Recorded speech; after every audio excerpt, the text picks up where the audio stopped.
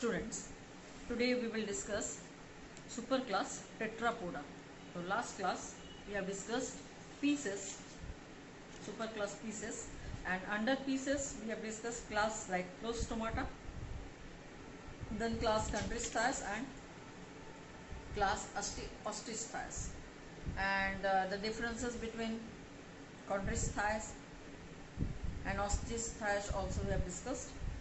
So today, after that, the advanced superclass is Tetrapoda, and this Tetrapoda is divided under 4 classes: Amphibia, Reptilia, Apes and Mammalia. So let's discuss in detail Amphibia. So Amphibia is what? Amphibia is normally presented by frog, toad and salamander. So these are the 3 common species of class Amphibia. Now this Amphibia, so frog, toad, salamander are there.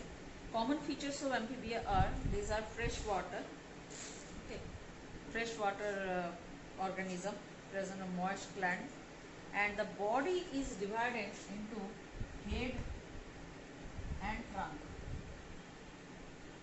So these are the 2 body parts of head and trunk. Now nostril are present, now presence of external layers, and one tympanum is present, which is again a special characteristics. Tympanum. Now tympanum is representing the ear, and skin is smooth, moist, vascular and rich in glands. So skin is a very special organ because it helps in cutaneous respiration. So cutaneous respiration is through the skin. Amphibians mainly have 2 pairs of pentadactyl limbs for locomotion. So what do they have?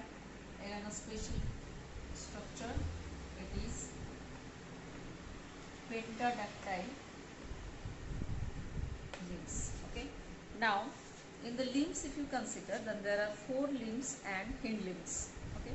Now skeleton is bony, notochord does not persist, and skull is dicondylic, and digestive system is well developed, mouth is large, momerine teeth are found, respiration occurs by gill, lungs and buccal cavity. So one is cutaneous respiration, another one is other type of respiration by gill, then by lungs, and then the skin, and then buccal also. Buccal cavity is also helping in respiration. So heart is 3-chambered heart with 2 auricle and 1 ventricle. The heart is 3-chambered heart, and that's a major thing. As because the oxygenated and deoxygenated blood mix up, so skin is helping in cutaneous respiration plus buccal cavity that helps to purify the blood. Kidneys are present and ureotelic, so they release as a waste what? Urea. So this Amphibia release the urea. And larvae, you know, indirect development. So tadpoles are found which are fish like, and development is indirect. Okay. And they are oviparous. Adult female lays eggs and embryo develops inside the eggs. They are oviparous. So another characteristics of this is they are oviparous. Now amphibians undergo hibernation in water and estivation in summer to avoid extremes of temperature. So these are poikilothermic, cold-blooded animals. So amphibian, the name is Rana tigrina. Toad name is Buffo melanostectus. Tree frog is Hyla. So similarly many frogs are there which will come under this Amphibia. Now next one is class Reptilia. Now Reptilia, from the name itself, these are reptiles. Class is Reptilia, and yes, these are all crawling, they prowl on So reptilia, to creep, better we say the creep, creep, and like lizard, snake, turtle, tortoise, crocodiles, snakes, turtle, tortoise, crocodile. So these are the organisms which come under reptilia. Reptiles are the first fully adapted terrestrial animals. They dominated the earth about 200 million years ago in the Jurassic period of Mesozoic era, that called the golden age of reptiles. And general features of reptiles are like terrestrial, few of them live in water, and tortoise and crocodile. Body may be long, cylindrical, short, broad. The presence of epidermal scales or scutes, that's a special feature in these reptiles. Appendages are of two pairs of pentadactyl limbs with horny claws. So here the development of horny claws are there. Horny claws. Then digestive system is well developed. Endoskeleton is bony. Okay. Lungs are the respiratory organ.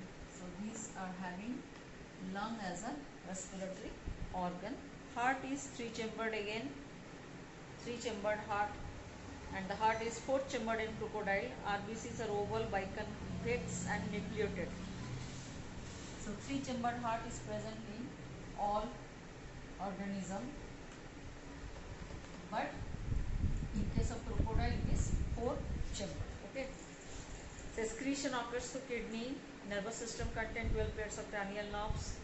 Sense organs like eyes, tympanum and nose are well developed. Reptiles are cold-blooded again, poikilothermic animals. So these are also cold-blooded animals. Cold-blooded animal, okay. And they are oviparous. They are oviparous. Some are ovoviviparous, like vipers, sea snakes. The eggs are retained inside the body of the mother, and growing embryos derive shelter and nourishment from the mother. So development is direct. So this is all about reptiles, and normally it is followed by garden lizard, house lizard, then crocodile, then alligator, then tortoise, turtle.